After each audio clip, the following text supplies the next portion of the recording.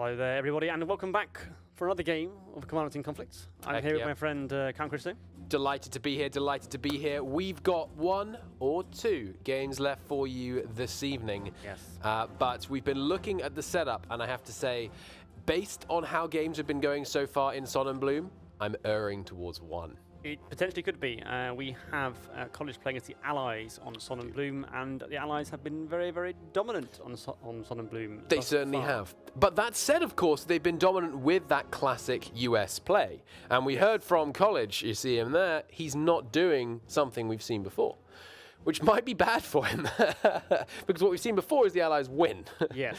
So I'm very curious to see what he's going to pull out of his hat here in terms of what new strat we're going to see. But without further ado, let's get this party started and take a look here at the map, and we'll take a look at what he could be thinking. So he says we're not going to see what we've seen already. He's already taking US Army. He's taking the US so Army. So the lie detector test determined that that was a lie.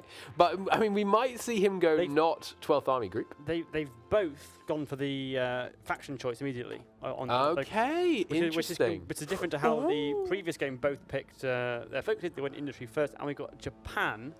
It's the first non-German Axis pick I think we've seen. It is. I mean, very much a different direction. Of course, whether he goes Navy or Army will be interesting, but if he goes Navy, he's getting an elite large infantry division, elite marine, 100 naval bombers, more escort efficiency, another battleship. He's going to get fighter production cost, and then he gets these nice bonuses to naval invasions. Where if he goes Army, he's getting infantry. Last Stand has greatly reduced cost as well as more defense. He gets bicycle infantry, he gets infantry equipment production, and he gets that recruitable pop as well as a bunch of reconnaissance. So you have to imagine this is a naval play. That's my guess. I think so. I mean, perhaps the 100 naval bombers might prove really handy for helping out against the ships of the Allies. Especially anti-sub. Yeah, and again, there's this same thing with this map, which is that getting Malta is vital. I think potentially it's a bit more vital for the Axis player, considering how the games have gone so far with the Allied nations pushing through on land. It means that you've got to make sure you get Malta, or you'll be 3-0 and fighting to stay in the game. But yeah, US play from College as we kind of expected. Yeah, and it's just whether this pick of the Japanese from Habibi can provide something different that upsets the balance, or whether or not College has it all covered. One thing I'm going to be very interested to see is what these initial navies look like once this focus completes in just a few days, because that's going to be pretty pivotal to who can be the early masters here. So we've got 15 ships on the American side. We've got the 1 battleship, 3 heavy cruisers, 8 destroyers. Meanwhile, over on the, if I can switch, some light cruisers, 3 light cruisers, 8 destroyers, and 3 submarines for the Japanese. So quite a lot weaker. Yeah, so it's weaker. So there's no battleship, which is a serious thing, because obviously, in addition to being a capital ship and being the largest ship you have, the shore bombardment bonus that battleships can lend to your army can be really important, considering in this map, virtually all the tiles are coastal. Yes. There are not a lot of non-coastal tiles, and the crucial ones are on the coast. Which makes me think he will gun for the Yamato, but just to get that shore bombardment bonus, just to be able to get that extra little bit of power into the Navy. But we'll see. There's the naval invasion already set up. He's training his Navy. Now, that's something we haven't seen people do very much so far today. Potentially going for a ship design, perhaps. Quite possibly. Get the XP. I think there's a chain of thought here. I think if we can look back to the Sonneblume game earlier on, where what happened was the Axis player never had naval superiority. Yes. And which meant that their supply situation was never quite right. Yeah. If Habibi can emulate roughly the kind of territorial gains that it was CMOBs. Golden made from the other side in the first round, and then also combine that by getting much stronger naval superiority at the end with the increasing Japanese naval tree. Yeah. Maybe that gives him enough supply to put him in a different perspective on land. We know the US are going to build up quite strongly on land towards the end. Sure, it's very true. I love to see the California Dreamin' infantry division here coming in, getting ready for these naval invasions. And yes, he has already planned. This is a player after my own heart, getting everything just planned and set early, not waiting till the last second. This is good. And he's got the 3 classic naval invasions planned, just 1 division on each. So in a straight race, I do believe the Axis I think wins. the Axis will have it, Yeah. navally. And so far, whether or not we'll see paratroopers like we did in the previous round, not sure, but we should check in with our players, actually. We should see how they're indeed. getting on. Let's start with College on the Allied side. So he's beginning to design an infantry division. I'll be interested to see if he goes for like the classic big beefy division or whether he's going to go a little bit smaller. It's going to be very curious to me. There's a real different dynamic in this game from the previous map we just played, the Rhine one, which is that the front is much narrower. Oh yes. So even though College had very small divisions in the last game, he's going to want to have much stronger stuff because there's only a few different provinces wide on the front line, and it's a combination, the balancing act of having enough strength but not overextending yourself in supply terms, and causing yourself more issues with deorging and strength and that kind of thing. Absolutely. I mean, I'm very curious to see what happens with the railways this time as well, because previously we've seen a reluctance to build that kind of Pan-African railway that was such a staple of the first series. And I'm going to be very curious to see if we have something similar happening today, but we'll see. We will see. Those California Dreamin' troops, he's not messing about. He's put them straight up to this pretty artillery-heavy build, already trying to go for 84 artillery. That's one piece of artillery for every 8 bits of infantry equipment. That's an expensive division, but he's not holding back on that. He has got all his air designs and stuff, the early ones unlocked, not building any yet. Meanwhile, over on the Axis, very typical. There comes the machine gun and the survivability, so I have to imagine both of them are going to be rocking that. Meanwhile, what is Habibi up to here? So both of them have now done focuses. They both went for 2 faction focuses and then straight into the industry tree. So they're both poised above the next mutually exclusive choice they make. So for the Japanese, it would be the army or navy. And Habibi here looking at airframes. He's got the 100 XP from his focus, so now he's looking at his aircraft design. Again, the heavy machine guns here on the fighters that we've seen a number of times. He's gone for engine. Was that engine 2 or 3? Actually? It was engine 3, but engine with a single twin engine, non-twin engine rather. Right. Okay. So he's gone for the better engine, slightly more expensive, but will perform slightly better. Yeah, makes sense. Yeah, and then we have just more aircraft designs essentially. So the air is obviously going to be key. We were talking last time in the last round that maybe air won't be so important, but it was in the end. Having the air superiority from the Allies really cemented their position with better supplies, and then just the ability to push forwards with cast damage and that kind of thing. Absolutely. In terms of predictions, by the way, so the prediction obviously for the first one was about 2/3 in favor of College, 1/3 Habibi. Of course, the College supporters did get their payout. Looking at the next round prediction, it looked much more like a kind of 90-10 situation. Chat seems pretty convinced that this is not going to go the distance. We're only going to be having this as the very final round of our evening. It's possible. It's possible. But we all love an underdog story, though. We certainly do. A comeback, do. The underdog. 90-10 against. We were talking earlier. I believe in you, Habibi. I think Habibi. We can do it. He's got some plays. The Axis. I think they're underestimated in this map. I think there's a real potential for an early Axis win, and I feel like Habibi is the kind of man that makes the bold, potentially rash, potentially not the most strictly successful, but the rash decisions. And sometimes, you know what they say, fortune really does favor the bold. It does sometimes, and perhaps the Japanese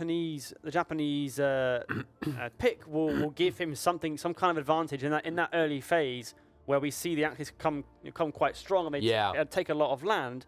Maybe there's something in that tree he's seen that he thinks, right, I can capitalize, I can get naval invasions going on Egypt or something with my naval bombers covering it, or something like that to just give him an extra edge.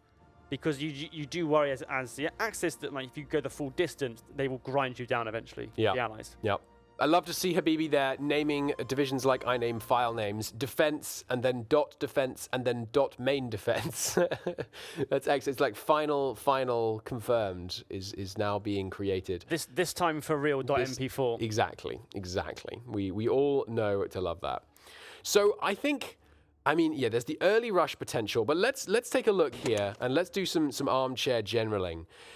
How the heck does Habibi... let me rephrase. Habibi does not get Malta unless he, A, successfully intercepts the College naval invasion, or B, he paradrops it. So he's got his naval invasion planned, which to me implies he's not attempting the paradrop hop, as it shall henceforth be known. The hop, hop, Paradrop hop, hop. Yeah. No paratroopers in research either sorry, that's the wrong side. That's the Allied side.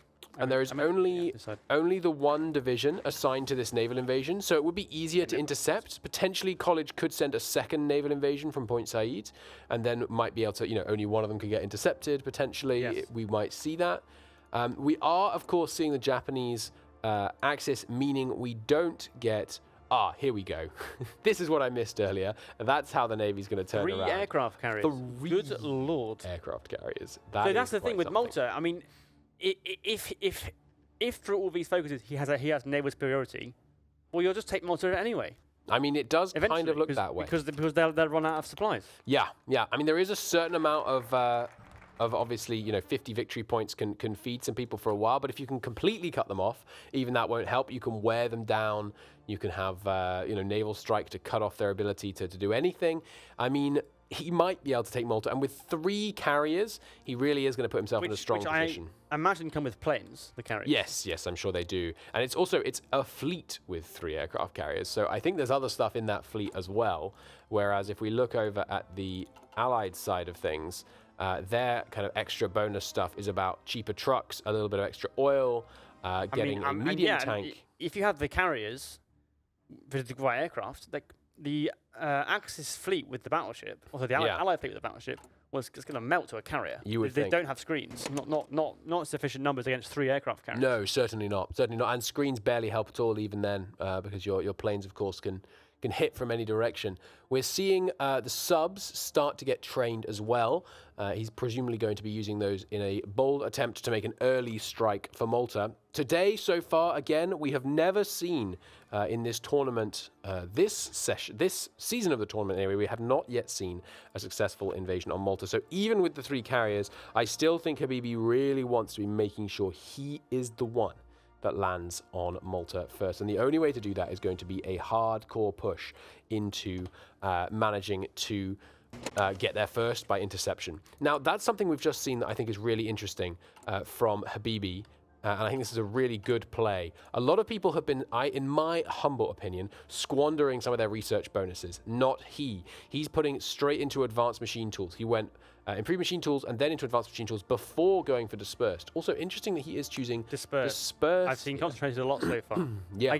I imagine he's thinking about the better retention of efficiency and things when you add factories and stuff. Flipping around on different things is what it looks like he might be predicting. But I think the rushing straight for the production efficiency, it's so big. Many of you in chat will already know this, of course, but when you get these 2 techs, you can see the effect that it has here. You actually get a 40% bonus from getting those 2 techs, because you're going from 50 to 70. From slightly less than a 40% bonus. You're going from 60 to 80, which is a massive increase in the maximum production efficiency you can have. And obviously, it's a short time to build up. Production efficiency doesn't get quite as high as it could, but it's pretty good. And I think I really like that versus going for the dispersed, which at the end of the day is giving you a 10% output. There goes the continued arms industry, and he's presumably going, yes, both players rushing down final arms industry. No great surprise there. We are seeing, we are seeing College splitting his force in 2. He's got 2 naval defenses. Now, this is something naval invasion support missions. Now, this is something we haven't seen so far, probably because our players have been worried about losing their fleet. But this, I think, is a good play from College. This is College recognizing that he needs to get the naval invasions to work early. Otherwise, he's going to be on the back foot, and it's not where he wants to be. Yeah, absolutely. They've both gone for agencies in the way we expect. Both just boosting passive defense as much as they can. To try and restrict intel. We were talking, me and Tommy, in the last round about the importance of intel. Yeah. If you have decent intel, you can really learn some valuable things about the others. They're both, I think, 50% here on the axis on the allies, and then on the reverse, if I can use keyboards correctly and do that. 47% for the axis. So they have similar amounts, but they can see what factories are being used in what. Yeah. So there's a little bit of intel here to be gained. Particularly in this kind of build-up where there are a number of different options. It's not quite as much as in the Far East map, which we haven't seen yet. Sure. But there are a few different approaches. And it will be interesting to see how this Japanese play is the thing that's really different about this game that we've not seen so far, because everyone has been very set in going Germany because Germany gives the good tanks. But this sort of naval focused play, which might not, which you know, it might not be, in theory, the strongest approach. But what it might do is it might throw college off. It might well. And he might make a mistake as a result. It might well. And it seems like this is not only a naval play, this is a fairly heavy air play as well. Historically, we've seen 5, 10 factories on infantry equipment very early. Look at this. We've got 6 factories on fighters and 1 on CAS very, very early versus, if we hop over here, a grand total of 0 coming in on College's side. So College may be at risk of finding himself sorely behind. He has got air-land battle. He has got the potential of going down Doolittle's Raiders if he'd rather go that way. But I really feel like this might be an early advantage for Habibi. Habibi knows you don't need many good infantry divisions to fight on this front. You need 3, 6 at the outside, really 6 good ones, 5 or 6 bad ones. That's all you got to build. So it's about supporting those few to get that dub. And here we go. We can see he's got 5 subs ready and willing to attempt to go for that intercept. I assume he's building more. He is indeed. Let's take a look at that sub hull he has designed. Yes, as expected. He's not gone with the stealth, possibly just because he couldn't afford it when he built this sub. He's gone army. Oh, he has gone army, yeah. Okay. Which makes sense now that we know he can get the carriers. He doesn't really need the Yamato. It does mean he won't be able to get that shore bombardment, which is interesting. But he's going down infantry production cost. Okay, interesting. Just trying to get, you know, the benefit from that for as long as possible. You don't really need the extra defense and stuff early on. You might as well get the one that pays dividends by letting you get more infantry equipment out there. And of course, the bicycle infantry divisions are available to him. And there is few things I would rather see than bicycles into Cairo. Bicycles into Cairo would be a heck of a turnaround. And bicycles, I mean, they've got some pretty good speed for their supply use. Yes. Which is very nice. So you might be able to get some pretty good plays going on with them. Let's take a look at what Habibi is thinking at the moment. He's just trying to, oh, look at this. I like that. It's a logistics optimization play. He's just trying to make sure everything comes in at just the right time. He knows he's making a big investment in air. And he's got to make sure that the land doesn't suffer because of it. Because as we've been saying, it's all well and good being in the air, but the victory points are on the land. Yeah, absolutely. And there is now air production from the Allied side. We do have CAS coming in here for College, but no fighters at the moment. So there is, you know, again, as with the first round between these two, there is a early production advantage in the air for Habibi. The question will be, can he utilize that better? Absolutely, because we saw that he didn't. One? Yeah, well, we saw that begin to fall apart in the previous one.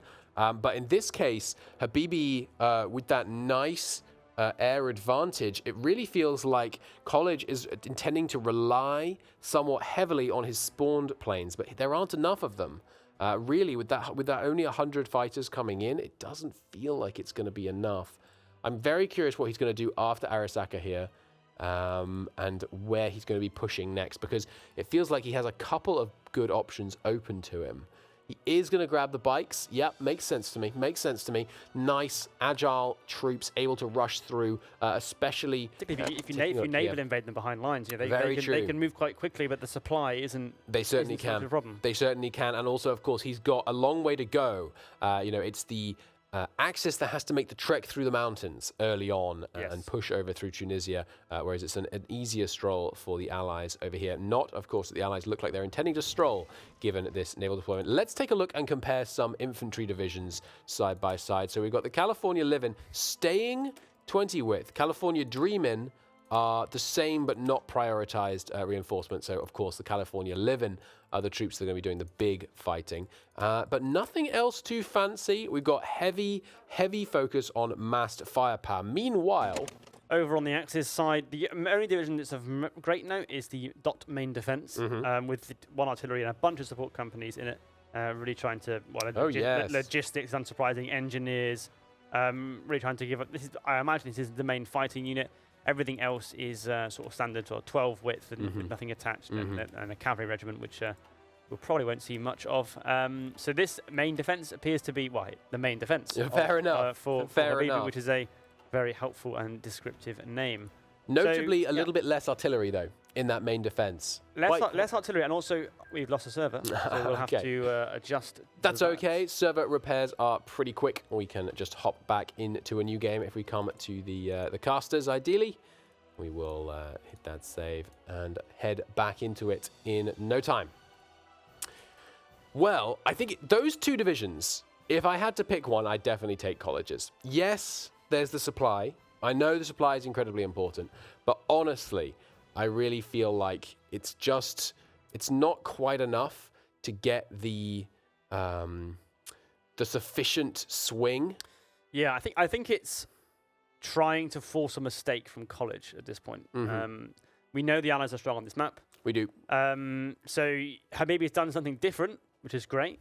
He's gone. He's going to have the carriers. He might make a play for naval superiority if he has that. If he has naval superiority, which implies he's able to defeat and sink their battleship and sink the fleet. Sure. That gives him options. It gives him if he loses Malta, it gives him options to take it back. It gives him options to launch his own naval invasion. That's where I'm interested. Potentially in Egypt. If he can hit them at the right time with some bicycle messengers, cause havoc in Egypt. We've never seen a successful naval invasion of Egypt, ever. There have been some, however, there's always a time for firsts, that have been successfully unsuccessful.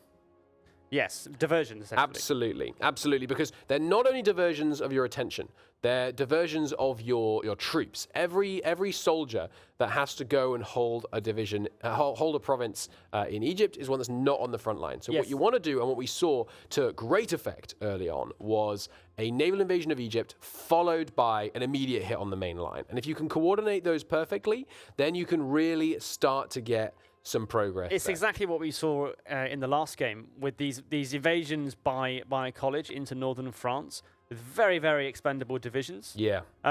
Which just forced the other player to take other divisions off, which are much bigger and more valuable, and then hit him on the main line, and then cause a rout that way.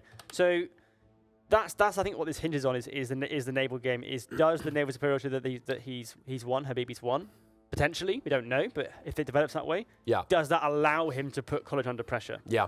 The difficulty is that it can take time for an advantage in the Navy to tell. Longer, potentially, than it really takes when you are on land. Because advantage on land, you can push, you can take tiles, you can convincingly secure that victory. Whereas when you're on at sea, the enemy can be on do not engage. The enemy can do all kinds of things to try and just deny you the battle that you're trying to seek. That's exactly it. At sea, if you're the weaker party at sea, there's a much greater scope to just not fight. Yes. To only contest at crucial moments when you have to contest. And maintain that power projection even while not fighting. Exactly. And with a battleship, for example, if he gets in the battle and they get lucky and they sink that battleship, that's great. But if they damage it, it goes back to port, it comes back, it doesn't really go away. So as you say, it's hard to actually use that to your fullest advantage in the way that you can if you're dominant on land. I do agree.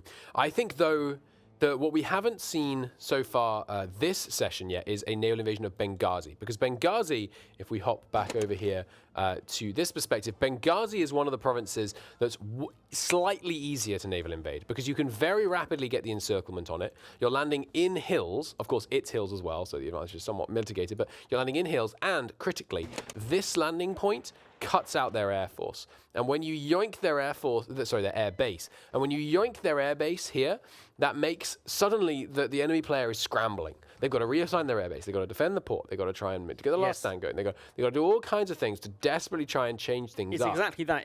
It's that psychological pressure almost. To do a thing which forces the other player to react and to spend time reacting to what you're doing, fixing his air force, adjusting his front lines. Yeah.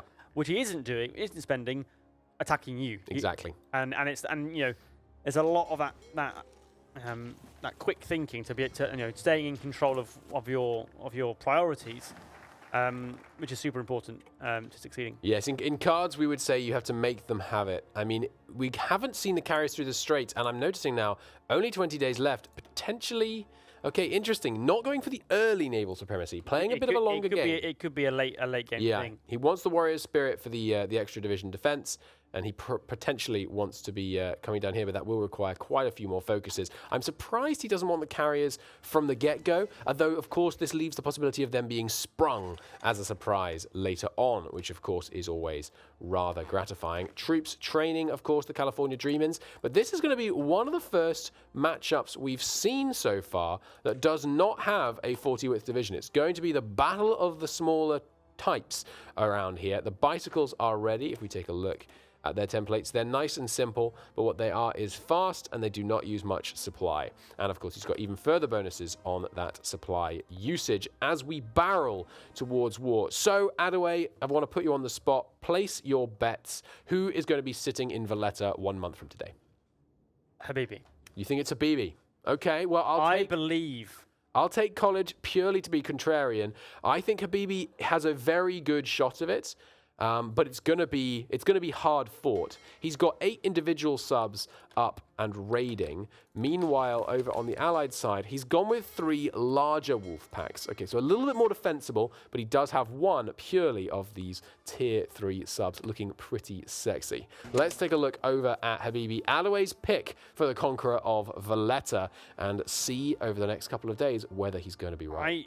I think the Axes are in a better position to do that. The one thing I would say, in the last game, we saw that on the declaration of war, whether it took him by surprise, Habibi didn't launch his naval invasion of Amsterdam. It's true. I mean, like right now, he's got 2 days. He needs to hit that button. You know, and if you don't hit the button, they won't invade, and the other side will get it eventually. He needs to hit the button. Well, not only eventually, almost immediately. He needs to hit the button literally in the next 6 or 7 seconds. Otherwise, it's definitely going to go the other way. I mean, there is the war. Hit the button. There we go. But he hasn't got naval supremacy because Western Med is being contested. Oh, that's not good. Now the switch to the Central Med, the advance has started on the land, but that already is a pretty devastating blow against Habibi's plans there. I mean, that naval... And the invasions on the Allied side are running. But they are not straight into convoy. They are not running at all. Look at that. 1 sunk straight to the ground. They're being raided immediately. Some of them making it through, though. Successful defense from the fleet. The division that's going to Benghazi is currently in battle. Or has it got through? It's got through. But many of them having substantial numbers lost, already up to 3,000 casualties here. There's Airland Battle getting him out a nice little bonus there. But yeah, again, his subs actually joining those battles, but yet, of course, immediately disengaging. Has the other one managed to launch? No. The bicycles are running towards Tripoli. It looks like the bikes... They are so quick, the bicycles. Beat boats. I've always said it. The 3 Bs of war is that bikes beat boats. And they've made it their first successful interceptions, meaning Habibi can feel a little bit better about the fact that it looks like he's not going to be the master of Valletta at the end of the day here. Although, potentially he could, if he concentrated forces, he could now, of course, invade from Tripoli, which might well be the difference maker. Unfortunately, we have a little bit of a resync there, but that's okay. Quick hop, skip and a reskip. Hip, skip and a... I can't talk, apparently. My brain was all tied up in the checksum there. Hop, skip. It's all good. And all your resyncs are great. They are neat. I mean, look at that. A time long ago on other games where you have to quit and restart to do a resync. Not today, Thankfully, not baby. annoying. All right, so the naval invasion carries on. Benghazi, not quite fallen yet, but unlikely to be a problem. The naval invasion landing, but those bicycles have been ready to defend the beaches. Are their defenders coming up fast enough behind? They are. It looks like that's going to be a relatively easy hold. Excuse me, I've checked the numbers. It's going to be a trivially easy hold. But I am finding that we aren't looking so good on the naval supremacy. I really feel like Warrior Spirit was the wrong pick. Carriers through the Straits would mean you could launch that invasion of Valletta now. Because if Habibi doesn't get Valletta, he finds himself in the highly unenviable position of having to push to get Benghazi. And he's in the situation where he's got his cruisers are in combat with heavy cruisers. Oh, geez, so they are. He risks that his fleet is going to get sunk before his carriers show up. Yeah. Even if he intends to take the carrier focus. So far, he's managed to get away. He is facing the shore bombardment here. Yeah, which is going to cause, well... Yeah. Not enormous problems, but it is a substantial modifier against... for now. Where is the invasion to Valletta? Is it still alive? It is. Where are you, my good man? They're here. It's just oh my stuck. God, look at his strength! Look Oh at my that strength lord. down to 10%. They have lost a lot of ships have been sunk. 20,000 casualties just from almost exclusively from convoy raiding there. That is impressive. I mean, those ships could go all the way down to the bottom, in which case, of course, the naval invasion will simply fail. Even if there is no naval invasion to counter it. I mean, we could find ourselves in a position they're able to land in 5 hours, so it has to be this fight that kills them. They're staying hidden so far. There's no reinforcements to be seen. I don't know what these guys are doing, but they're not coming in here to join the fight. 4 down to the bottom. The Axis Navy comes in, and I think it's happening. They're going to hit him. Come on, it's so close. They made it! They made it! They made it. Well, they made it with 2% I thought strength. for sure that it was going to be the neutrality we're going to hold Valletta, and we were both going to be wrong. 187 of the people arrived. Good 7,000 left Cairo. Jesus. Yeah, it's more than that, wasn't there? Wasn't there other divisions as well? Was it just one? To Valletta specifically. It was just one. Yeah. But that is, I mean, that's absurd.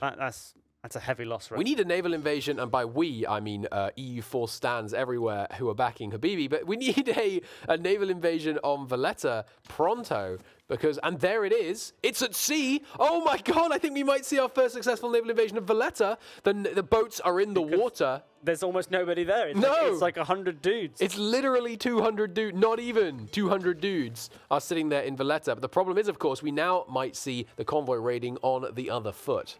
That's it. If he can get through, it's an almost guaranteed instant victory. Well, yeah. I mean, unless there's the most remarkable last stand you've ever seen from the defenders of Valletta. I mean, how much have they managed to reinforce? They're getting a little bit up. You know, they're up to 800 men now because they've had a few ticks of reinforcement, and there is the interception. Oh, and it's not defended. No, it's not. Oops, sorry. It's not quite going to work here because there's only strike force. And Strike Force is not going to come out and sally against these guys, I don't think. Where even are the ships? They're locked in battle. They're locked in battle elsewhere. It looks like, as glorious as that attempt was, the whole set of them are going to the bottom. The naval strategy is crumbling before our very eyes. Very much Habibi. so. Very much so. There they go. Okay, but a few of them did survive. Okay, so we have a total of 3,400 men are still alive and heading towards Valletta. Absolutely. But that might not be enough. Grievous casualties on both sides here. The units fighting in Valletta are going to be ghosts of their former selves. The Mediterranean runs red with sailors' blood at the moment, and these guys are intercepted again. That's not they're going to really struggle here. They're going to really struggle there. That's not going to be good. I mean, the lines are establishing as fairly as normal. We've got some train building all happening fairly traditionally here. The excitement is at sea, and another set of 3 going down, and this guy getting just a few little ticks of reinforcement. He's up to 2,300. He can probably already hold Valletta with that. I mean, he's looking like he's got some stuff. 127 pieces of infantry equipment between them, but look at this. We've got the subs coming in. Oh no, on the Axis side, actually, driving off those sub-raiders. Are we seeing yet the Navy? Yes, the cruisers through the straits. Here we go. Straits going on. The carriers are going to carry the day. It's going to try. It's going to try. And here they go. The convoys are away. The problem is, of course, they just might arrive here and be instantly raided while these guys are locked in that battle. If we take a look here, they are... No, they got straight back in. No, they've disengaged, but they actually stay there until the battle has finished. That's right. But it looks like these guys are retreating, so they'll be gone in, looks like about 2 days, at which point they'll be able to resume their headway towards Valletta. Meanwhile, on the land, the troops are just positioning themselves in what has now become a very traditional defensive line, trying to hold that supply. I mean, Valletta, you incorrectly predicted the first month, but I don't know. At the end of the second month, you may yet be right about who ends up holding Valletta I'm not here. sure. I don't think... And look how understrength those divisions are. Yeah, they don't quite have it, unfortunately for them. Yeah, they're not going to be able to land. No, with one attack. Oh, but Air is contested. He's the only one with... Habibi's the only one with Cass right now. It could still happen. There's the force attack. No force defense yet, it looks like. Their strength is so low on both sides. They're both incredible. There is the force defense. The force defense could be a critical error. If their strength drops just a bit more, they need to get some shore bombardment, but of course they don't have the ability right now. It looks like it's going to come down to whose strength runs out first. Ooh, a big hit there. Went down to 12% strength. 12 and 13 facing off against 18. It's not looking good. Be a defeat, I'm afraid, for the Japanese. What little bit of those divisions is still alive, it looks like, is not going to make it home to tell their grisly tale. Well, we also have an intel advantage working on this side, and there's now a raid coming in here, striking against them. Being successfully defended, though, I have to ask, where is the Allied fleet? I mean, this is a fleet that can beat. There's the Allied fleet, okay. Oh, dear me. That's 3 heavy cruisers and 1 battleship against light cruisers. They're going to make mincemeat of them. They absolutely are. 114 heavy attack. The missiles, the shells are soaring, and we're going to see some of these subs sink straight down to the bottom, it looks like. And he's managed to push in further heavy losses, another infantry division to defend Valletta College, securing himself the pleasure of being the one who has to defend rather than be forced to always be on the attack.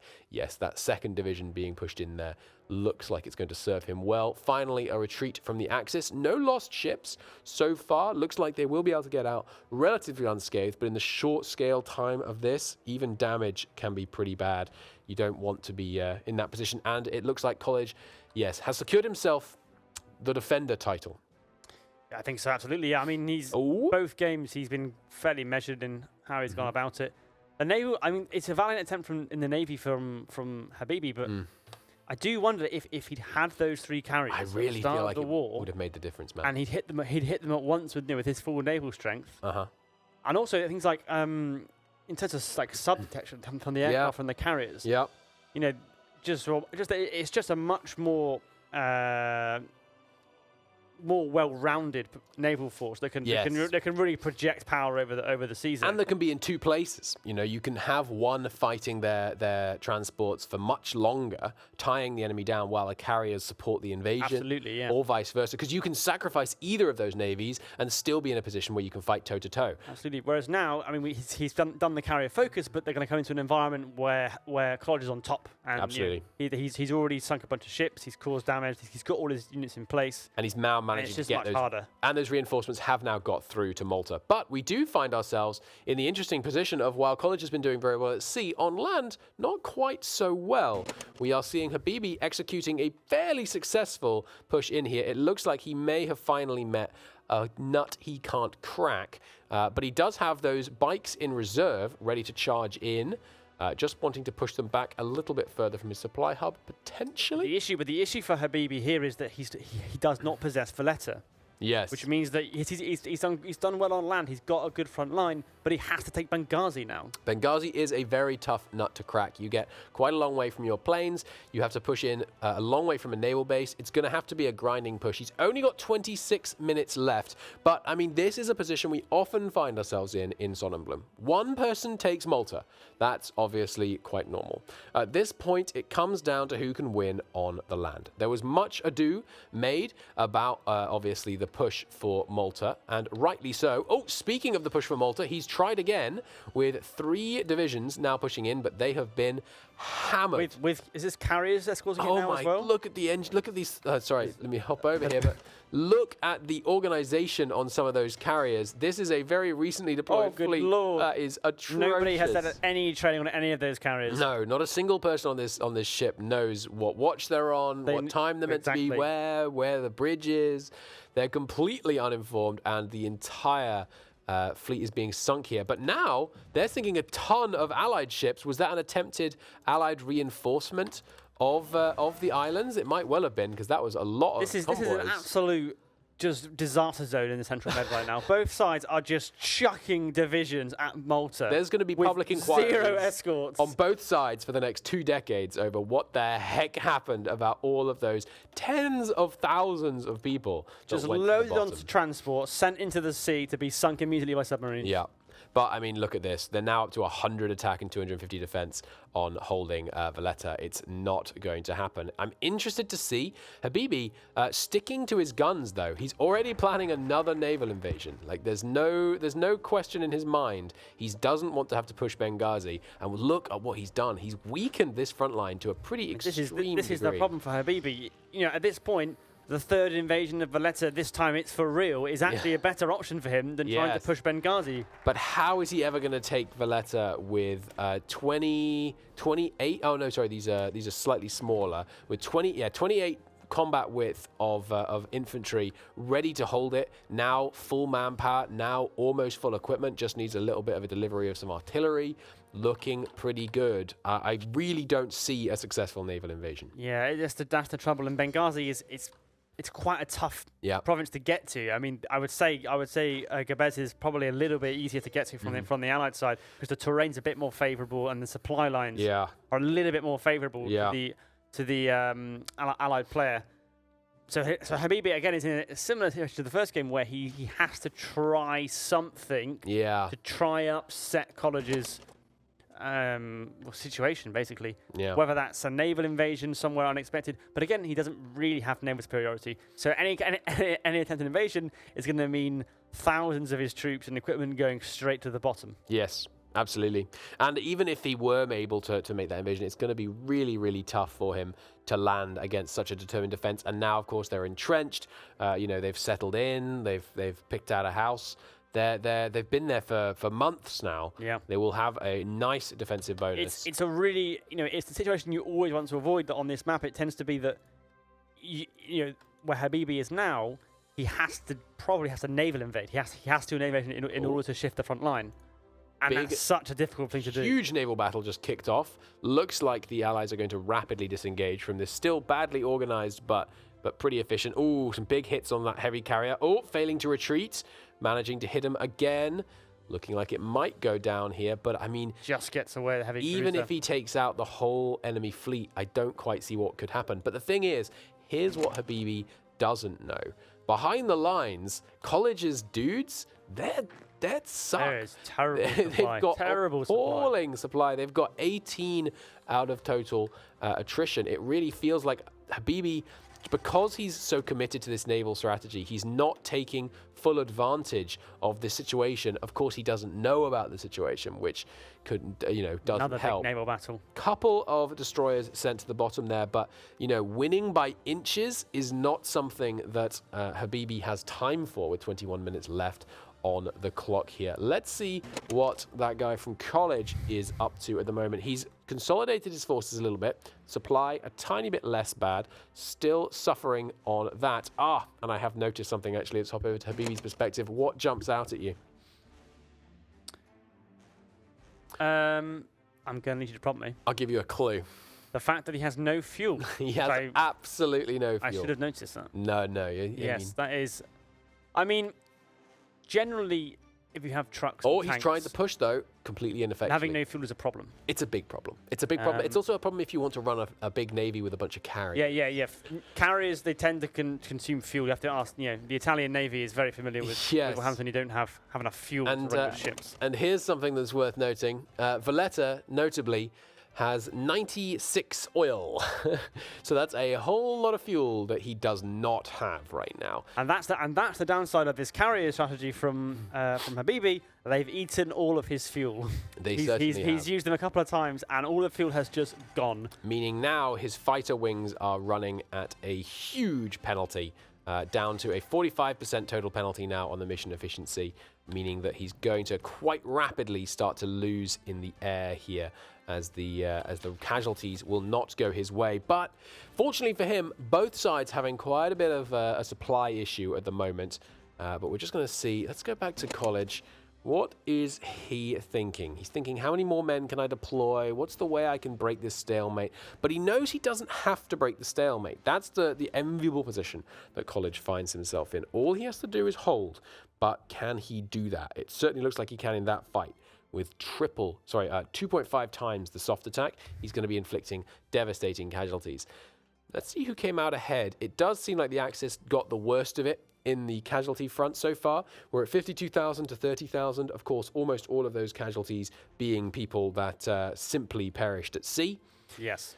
I mean, we're looking... He is defending Alexandria, so even if there were to be some sneaky play... It's a really tough spot for Habibi here to try and find something that will give him an opening. Any crack in this because armor. unlike in their first round, there is no ability to, well, really to out micro him and find an opening in circle because the front is like 2 provinces. So the chances of College making some kind of horrible mistake that exposes his divisions is pretty small. Very low indeed. And we can see that even with 5% efficiency, you've got that 2 supply in Valletta just from local. They don't, he doesn't need to worry. Those 2 guys are going to sit there and they're going to eat and be happy for as long as it takes, because as long as they don't need new deliveries. To get reinforced, they'll need some actual supply connection, but as long as they just want supply for existence. And here comes the armored division. Okay, this is College's answer. This is the hammer that's going to smash open that line and give him the 3rd victory point potentially. Absolutely. I mean, this is the answer to the question, how do I not only win this, but do I win it with style? Because College wants to secure, okay, I may not play 3 rounds, but I want 3 victory points. He got them in the previous one.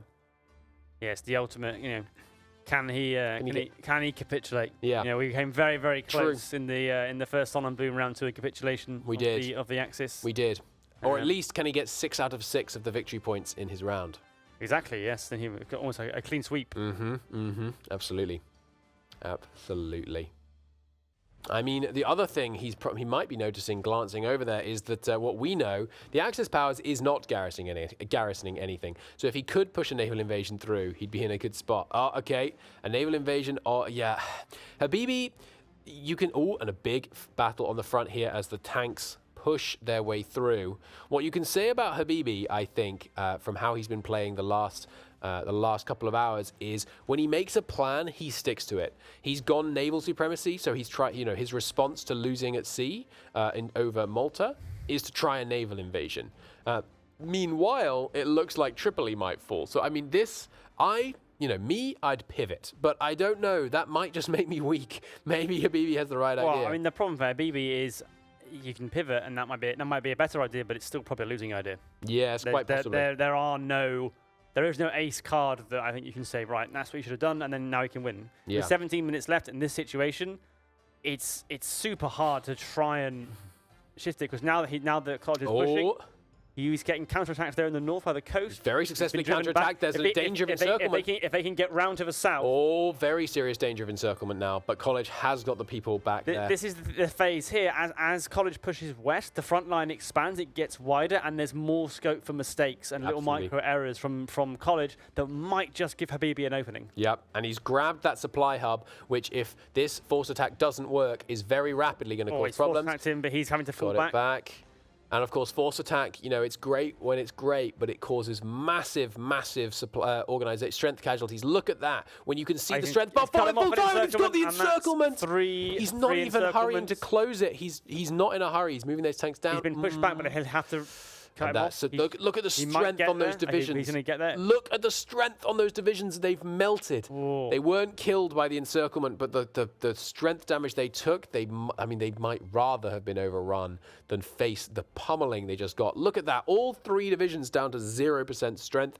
Absolutely wiped from the map. That's going to be outrageous. And the task gets even harder. Gets even harder for Habibi. He took 18.5 thousand casualties in that single failed attack. People love to use force attack. That right there is Exhibit A about why it is not a tool you can use in all circumstances. Because if you lose that attack, when you tell your people to fight to the death, sometimes they do what they are told. Yes, and then you get counterattacked, and bad things happen to your front line. This is not looking very promising. It looks like the Axis are going to once again lose that supply hub. This place is turning into the wipers of the Sonnenblume front here, going back and forth, but it looks like he's exposing that central tile. He's going to try and push up into it. He's thinking about it. He is. Goes for it. Tanks are moving in. And that'll give him another nice front line here. He is now going to have to attack into hills, which is a little bit less favourable for him. He can only get a 2-angle attack. Starting to suffer from supply issues now as he gets further west away from that supply hub. He has just got the new one. He needs to get that new one back online. He'll have to wait for it to come online, and then he'll be able to push again probably. It's not long before it will come online though.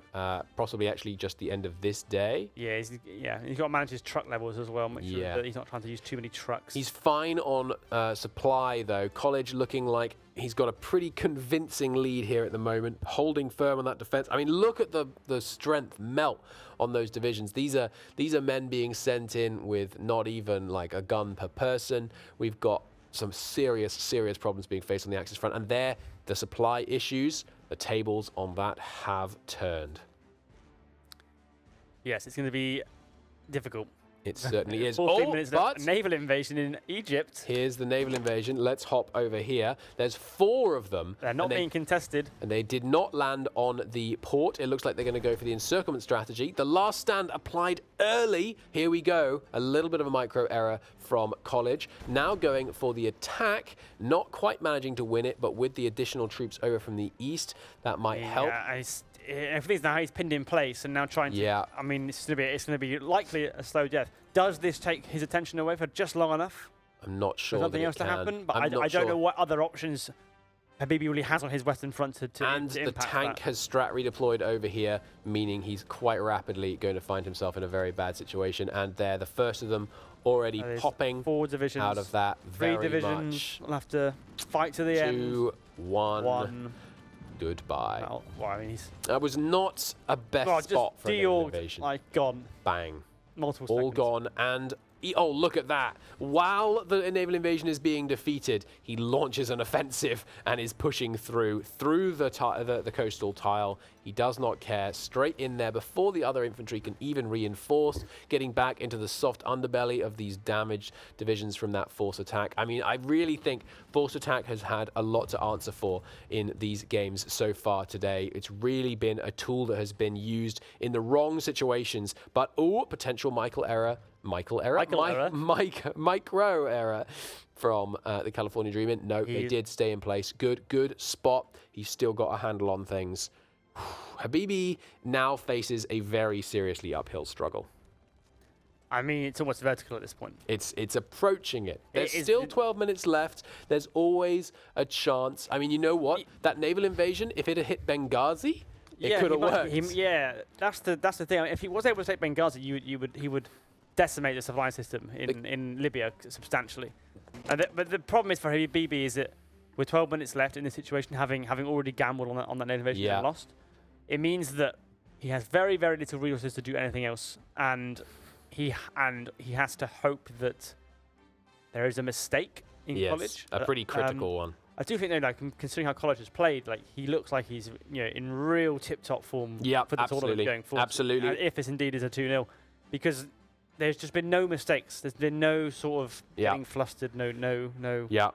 Because College came into this tournament without some of the kind of stellar reputation that some of our players have. That's not to say by any stretch that anyone thinks he's bad, but he came into it without quite some. But look at this. And he can pull off some beautiful encirclements. Even in the intro video, he was talking himself down and saying, I don't expect to go to win in that. But based on this match so far, he would deserve it. He's played really well, and he's learned and understood the scenario, and he's got strong strategies, and that is GG. That is indeed GG from Habibi, which means it will be 2-0 to College, and College will proceed to the semi-finals. Absolutely. Congratulations to him, and it was a fantastic game played by College. It's an interesting camera angle we have for a moment there.